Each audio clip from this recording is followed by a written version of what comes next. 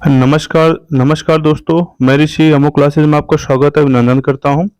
दोस्तों, आज मैं आपके सामने जो यूनेस्को द्वारा वर्ल्ड हेरिटेज साइट घोषित किया जाता है, उसमें से भारत के कितने साइट घोषित किए गए हैं, ये आपके लिए लेकर आया हूँ। प्लस इसमें आप देखें कभी-कभी सांस्कृतिक धरोहर पूछा जाता है। क्या पूछा? सांस्कृतिक धरोहर। फिर उसके पास पूछा जाता है अमूर्त धरोहर। ये सब जितने चीजें हैं, मैं जो आपके अंदर कंफ्यूजन होता है आखिर ये क्या है, बार बार आप पढ़ने को मिलता है, उसको मैंने क्या काम किया, एक जगह कंबाइंड लेकर आया हूँ। ठीक है, ये चीजें आपके लिए फायदेमंद होगी, इसलिए छोटा वीडियो हो जरूर देखिएगा। दोस्तों, जैसे आपको करंट में पता ही होगा, इस बार यूनेस्को का जो सम्मेलन था यूनेस्को का जो सम्मेलन था, इस बार कहाँ हुआ? भारत में हुआ है। और इसी समय कौन सा सम्मेलन था? 46वां सम्मेलन था। हुआ क्या है, यूनेस्को के विश्व धरोहर समिति का 46वां सम्मेलन जो कहाँ हुआ? भारत मंडपम, नई दिल्ली में हुआ। तो हुआ क्या दोस्तों, इसमें भारत का अब तक इसके पहले 42 स्थल जो थे वर्ल्ड हेरिटेज साइट घोषित हुए थे। इस बार 43वां घोषित किया गया, और ये पहली बार ऐसा था जब भारत इसकी अध्यक्षता किया है। अच्छा, इसका ये देखना पहली चीज कि आखिर प्रश्न पूछे क्या जा सकता है। जैसे प्रश्न पूछे जाते हैं, कभी कभी ऐसे पूछा जाता है, आखिर इसका उद्घाटन करता कौन? क्या होगा? पीएम मोदी जी ने किया था। और उन्होंने क्या एक घोषणा भी किया था कि 1 मिलियन अनुदान देने की बात भी कही है। ठीक है, और इसका थीम क्या था?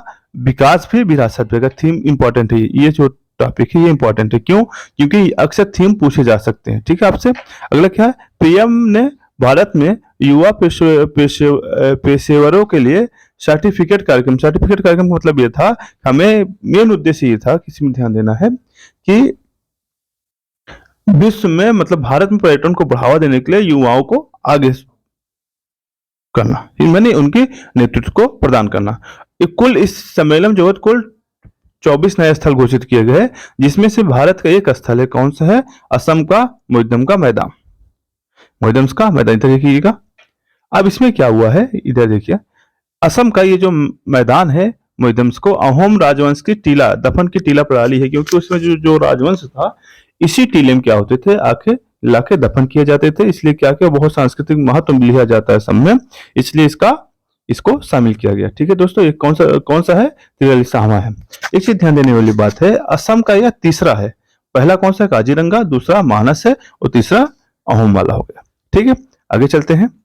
इसमें क्या, तो जो लोगो लगा था इस बार विश्व विरासत सम्मेलन में, ध्यान दीजिएगा, जो लोगो लगा था, जो हम्पी मंदिर है, हम्पी के मंदिर का जो हम्पी में जो मंदिर समूह है, आपको पता है, उसमें एक विट्ठल मंदिर है। विट्ठल मंदिर पत्थर का रथ है, उसी रथ को प्रदर्शित किया गया था। उसकी टैगलाइन थी सह नौ यशः, मतलब हमारा गौरव बढ़े। ये क्या था? उसका टैगलाइन था। अगर पूछा जाए टैगलाइन क्या था इस बार यूनेस्को का, ये चीज याद रखिएगा। ठीक है, और ये जो लिया गया टैगलाइन तैतरीय उपनिषद से लिया गया है। ठीक है, अब जो विश्व धरोहर अभिसमय है, इसकी शुरुआत कब से यूनेस्को द्वारा किया गया है? 1972 से किया गया है, और 1977 से इसे लागू किया गया। भारत भी 1977 में से इसमें शामिल हुआ है। ठीक दोस्तों, आगे चलते हैं। अब हमें देखना है कि आखिर यूनेस्को में सबसे ज्यादा किसके धरोहर शामिल है। इटली के 60 हैं, देखिएगा, चीन के 59 हैं, और जर्मनी के 54 हैं, फ्रांस के 53 हैं, स्पेन के 50 हैं, और भारत के 43 हैं। अगर भारत देखा जाए विश्व के धरोहर स्थलों में, तो भारत का 6वां स्थान है जो सबसे ज्यादा इसके धरोहर